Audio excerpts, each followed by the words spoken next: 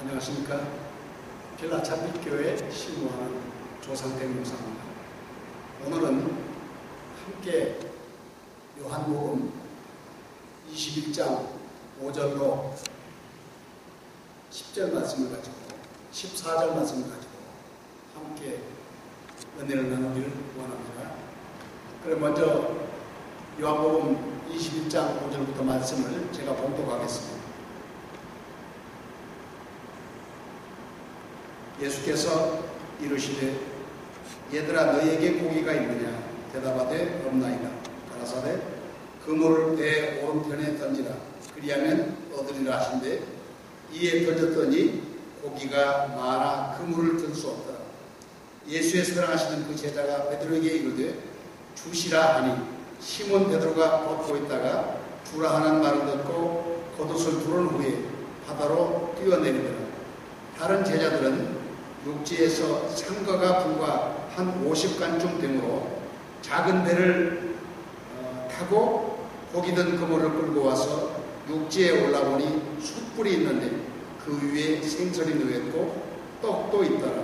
예수께서 가라사대 지금 잡은 생선을 좀 가져오라 하신대 시몬 베드로가 올라가서 그물을 육지에 끌어올리니 가득히 찬 큰 고기가 153마리라. 이같이 많으나 그물이 찢어지지 아니하였더라. 예수께서 가라사대 와서 조반을 먹으라 하시니 제자들이 주신 줄 아는 거로 당신이 누구냐 감히 묻는 자가 없더라. 예수께서 가셔서 떡을 가져다가 저에게 주시고 생선도 그와 같이 하시니라. 이것은 예수께서 죽은 자 가운데서 살아나신 후에 세 번째로 제자들에게 나타나신 것이다. 오늘 말씀에서 우리가 예수님 사역 초기에 12제자 가운데 베드로와 안드레 또 야고보와 요한을 부르시는 그 내용에서 이와 유사한 장면이 나오는 것을 볼 수 있습니다. 갈릴리 해변에 가시다가 거기서 베드로의 배를 보시고 그 배를 타고서 그 위에 올라앉으셔서 말씀을 전하십니다. 말씀을 마치신 후에 베드로에게 이제 묻습니다. 고기 잡은 것이냐 보니까 밤새도록 수고했지만 고기를 잡지 못했다고 했습니다. 그때 깊은 데로 가서 그물을 내려서 고기를 잡아라고 명령하셨을 때 베드로가 말합니다. 우리가 밤에 맞도록 고기를 잡으려고 애를 썼지만 한 마리도 잡지 못했습니다. 그러나 말씀에 의지해서 그물을 내리겠습니다 하고 가서 그물을 내린 즉 엄청나게 고기가 많아서 그물이 찢어지는 것을 그들이 목격했습니다. 이것이 누가복음 5장 6절에 기록된 말씀입니다. 그물이 찢어지는지라. 여기 찢어진다는 이 말은 바로 에스키스테라는 말을 썼습니다. 찢어집니다. 그런데 오늘 본문 말씀에서 본문 요한복음 21장 11절의 말씀에서 찢어지는지라 아니라 찢어지지 아니하였더라는 말씀입니다. 왜 주께서 함께 계시는데 어떤 경우에서는 고기 잡은 게 하도 많아서 그물이 찢어져가고 또 이 경우에서는 그물이 찢어지지 아니하였더라. 각각 누가와 요한이 기록한 이 복음서를 통해서 우리가 굉장히 심오한 진리를 보아야 할 것 같습니다. 근데 여기 찢어지라는 말은 영어로 스키스미라는 말을 썼습니다. 이 스키스미라는 말이 바로 스키죠. 헬라어 스키조라는 말, 찢어지다, 갈라지다라는 그런 의미의 단어인데 스키즈미 바로 여기에서 유래되었습니다. 그러면 베드로가 고기를 맨 처음에 잡을 때 그는 아직 제자로서 부름받지 못했습니다. 그러나 먼저 예수 그리스도의 엄청난 이적을 직접 체험했습니다. 그리고 그물이 찢어져 갑니다.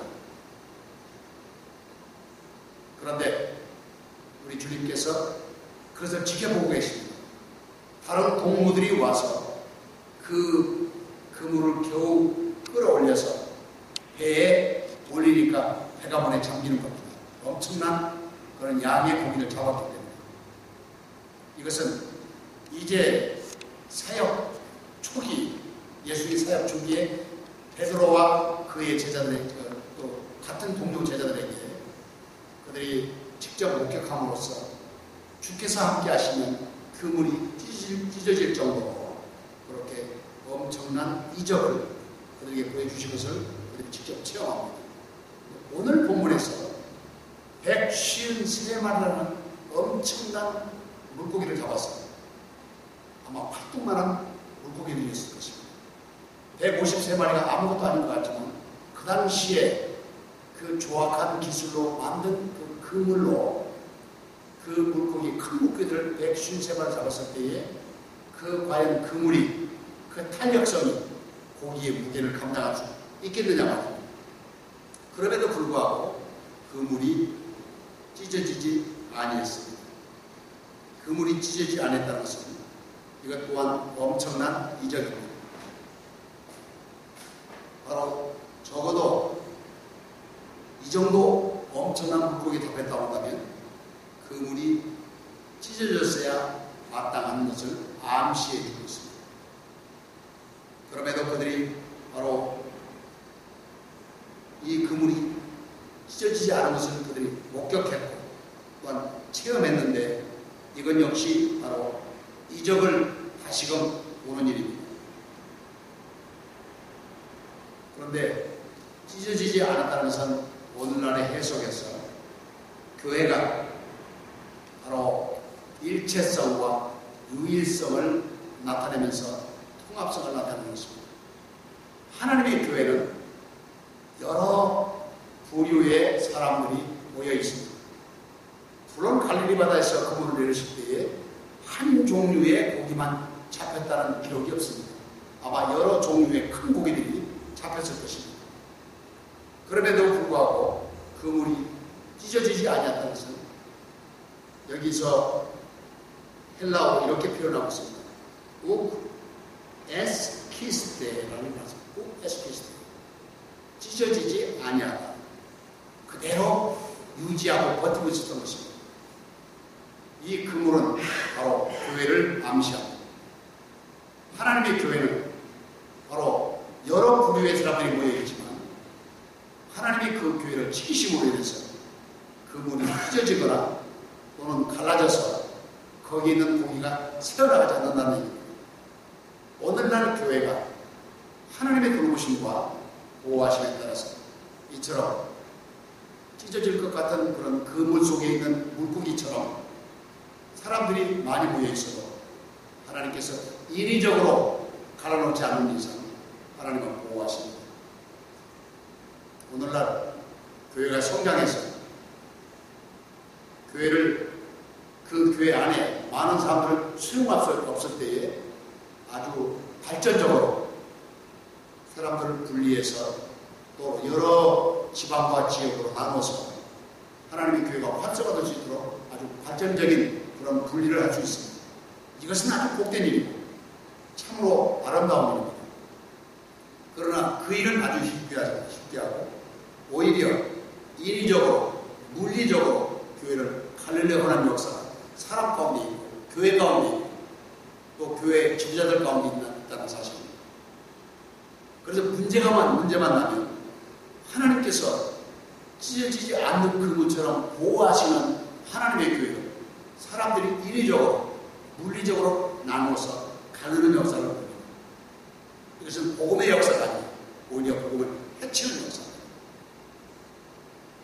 여기 또 하나 유의해서 볼 것은 우리 주님께서 이제 바닷가에 찾았을 때에 얘들아 너희 가운데 고기가 있느냐고 물었을 때 고기가 없다고 대답했습니다. 주께서 말씀하시기를 그물 오른편에 그물을 치라고 말씀합니다. 배의 오른편에 그물을 치라고 말씀하십니다. 그런데 그 말씀에 순종해서 그물을 배 오른편에 쳤을 때에 그와 같은 고기가 잡혔습니다. 그때 제일 먼저 예민하게 반응했던 사람이 바로 사도 요한입니다. 여기에서는 바로 자기 이름을 거명하지 않고 다른 제자라고 말하고 있습니다. 그 제자가 뭐라고 말씀하십니까? 막 얘기하고 있습니다. 주님이시다. It is the Lord. 주님이시다. 하고 그의 직관과 그의 예리한 바로 판단력으로 주님인 것을 알아봤습니다. 그때 베드로가 주님이라는 말만 듣고서 너무 기쁘고 너무 감동을 받아서 아마 덥고 힘드니까 겉옷을 벗어버리고 속옷만 아마 입고서 우통도 벗고 또 오로잡을 했는지 모릅니다. 우리 주님께서 오시다는 말씀을 듣고 계시다는 말씀을 듣고서 그는 주님께 대한 바로 존경심과 바로 경외심으로 그가 겉옷을 입고서 물속으로 뛰어듭니다. 어찌 보면 너무 무모하고 황당한 행동이지만 베드로에게 있어서는 베드로의 삶에 있어서는 아주 지극히 자연스러운 행동이었어요. 우리 주님을 향해서는 주님께 대한 열정은 물불을 가리지 않냐는 그런 뜨거운 마음을 베드로가 가지고 있다는 사실입니다.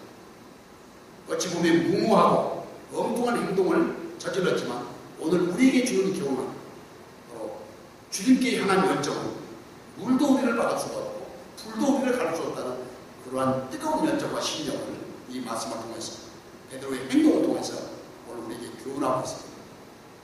그리고 배에서 뛰어내렸는데 주님이 서 계신 곳까지는 대략 90m 정도 됐다고 합니다. 거의 100m 가까운 그런 거리입니다. 그 거리도 그는 지체하지 않고 오히려 물속에 뛰어들어서 주님을 향해서 헤엄쳐가고 있습니다. 그러나 다른 제자들은 이제 여기서는 50간 정도 됐다고 합니다. 배를 타고 작은 배를 타고서 그물을 들어 올릴 수 없으니까 물에 잠긴 채 그물을 끌면서 잠긴 그물을 끌면서 갑니다. 우리 주님께서 이미 음식을 준비해 놓으시고 제자들은 기다리고 계셨습니다. 이 음식이 어디서 준비되었고 이 숯불이 어디서 준비되었는지 우리는 알 길이 없습니다. 오직 주님이 뜨거운 사랑과 자세히 보살피시는 그 마음으로 제자들을 위해서 주님이 이적으로 예비해 놓으셨던 것입니다. 낙심한 그들에게 또 처량하고 고달픈 그들에게 우리 주님은 따뜻한 아침 식사를 준비해 놓으셨습니다. 이것이 그들에게 엄청난 위로와 또 힘이 되었을 것입니다. 배고픈 사람에게, 허기진 사람에게 따뜻한 밥 한 끼를 제공하는 것 참으로 고맙고 즐겁고 소생할 수 있는 그런 기력을 줄 수 있는 그런 기회입니다.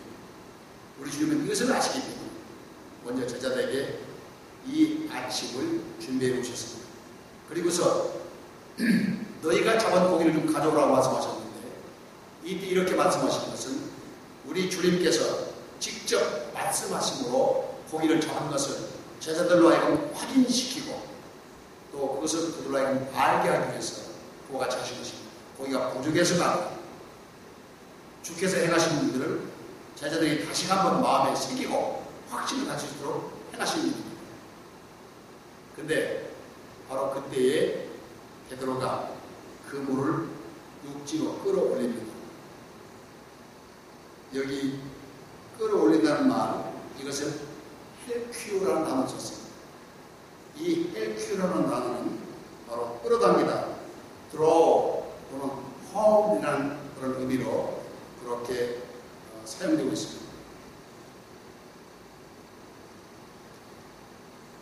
여기서 그 물을 끌어올리는 것은 오늘날의 시점에서 보십시오. 그 물 속에는 각종 물고기가 153마리입니다. 물론 153마리의 어떤 의미를 부여할 수도 있습니다만, 그러나 153마리가 그 당시에 정확히 숫자라고 헤아렸습니다. 엄청난 고기에 그때 이적을 그 같은 숫자로 그렇게 표현했을 것입니다.